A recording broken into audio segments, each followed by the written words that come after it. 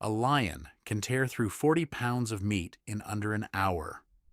Not because it's that hungry, because if it slows down, there's a real chance the meal disappears before it finishes. Across the animal kingdom, from lions to snakes to eagles, one pattern repeats constantly. Predators don't chew. They tear, they gulp, they gorge.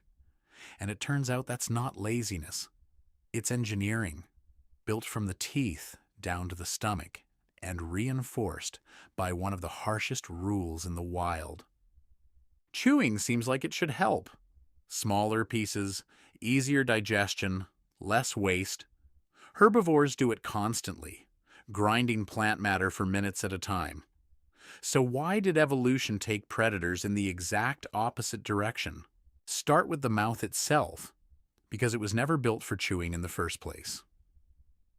Carnivores have specialized molars called carnassials, blade-like teeth that shear meat into swallowable pieces, the way a pair of scissors cuts fabric, rather than grinding it the way a millstone crushes grain. Their jaws reinforce this.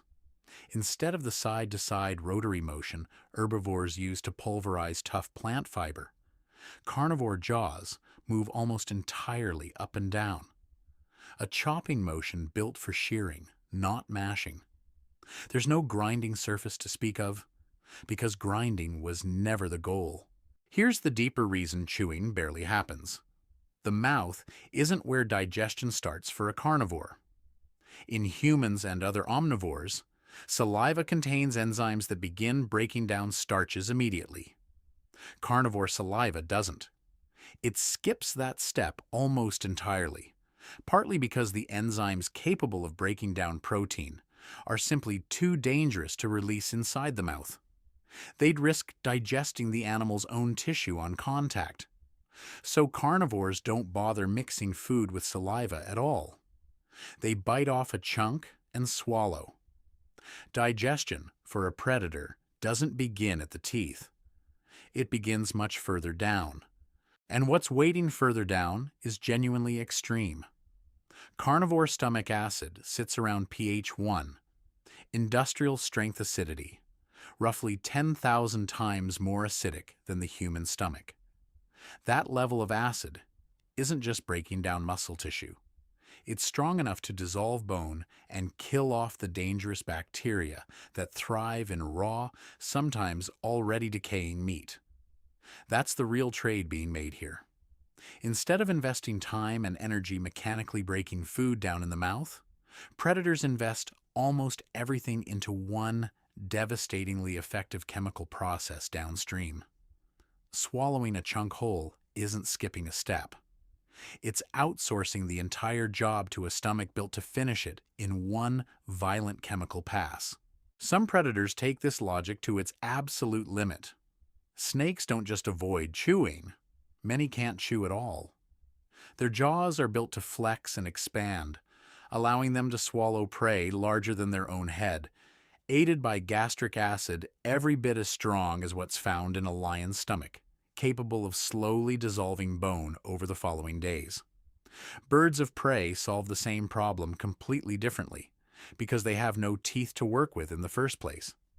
Eagles and hawks use their powerful beaks purely to tear meat into pieces small enough to swallow, then rely on a muscular internal organ called a gizzard, sometimes packed with small swallowed stones, to physically grind bone and tough tissue from the inside, functioning as a second stomach built entirely for mechanical crushing. Three completely different anatomies. The same underlying answer: skip the mouth, solve the problem somewhere else in the body instead. So, biology explains how predators can swallow meat whole. It doesn't fully explain why they usually have to. That answer shows up the moment you watch a kill in the wild. Researchers studying African predator communities describe a widespread behavior called Kleptoparasitism. One predator stealing a kill from another. Cheetahs regularly lose kills to lions and hyenas, so they hunt during daylight and prioritize raw speed to compensate. African wild dogs eat as fast as physically possible, specifically to finish before larger, more dominant predators arrive and simply take the carcass. Even for lions near the top of the food chain, stealing an already made kill from another predator can require less energy than hunting one themselves, which means almost every predator in a shared ecosystem faces the same underlying pressure. Eat now, chew never, or risk losing the meal entirely. Put those two forces together, and swallowing meat whole stops looking like an evolutionary shortcut. It looks like the only viable answer to two separate problems happening at once. Chewing costs time. Time, in a shared ecosystem full of rivals waiting to steal an unfinished meal, is often the most expensive resource a predator has. So evolution built the entire eating process. Teeth, saliva, stomach acid, even, in some species, an internal grinding organ, around minimizing exactly that cost, from the first bite to the last swallow. So the next time you see a lion tearing through a kill in seconds, or a snake unhinging its jaw around something that shouldn't fit, remember, that's not a lack of table manners. It's millions of years of a very simple rule playing out. In a world where slowing down to chew can mean losing the meal or the kill, or sometimes the fight to keep either one. Every predator on Earth, in its own way, has been quietly engineered around a single truth. Speed isn't a preference out there. It's survival. Knowing that predators evolved to skip chewing entirely because of competition, not convenience, does that change how you think about table manners in the wild? Tell me in the comments. If this kind of story pulls you in, the strange hidden logic sitting quietly behind things you thought you already understood, that's exactly what this channel is built around. Every video here starts the same way.